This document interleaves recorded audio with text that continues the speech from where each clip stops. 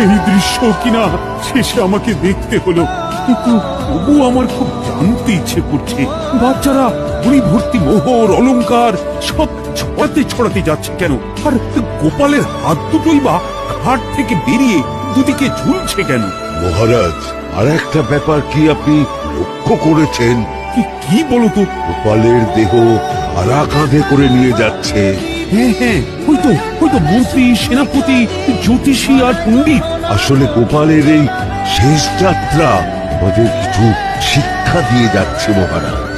এই যে দেখুন, যারা গোপালকে সহ্য করতে পারত না, এখন তাদেরই কাঁধে গোপাল যাচ্ছে। তার মানে শেষ পর্যন্ত কেউই কারোর শত্রু থাকে না, সবাই মান অভিমান ভুলে কাঁধে কাঁধ মিলিয়ে পার করে দেয়। আর অলংকার ছড়িয়ে যাচ্ছে, সেটাও বুঝিয়ে দেয় যে এই অর্থ সমৃদ্ধি সবই ফেলে একসময় চলে যেতে হবে।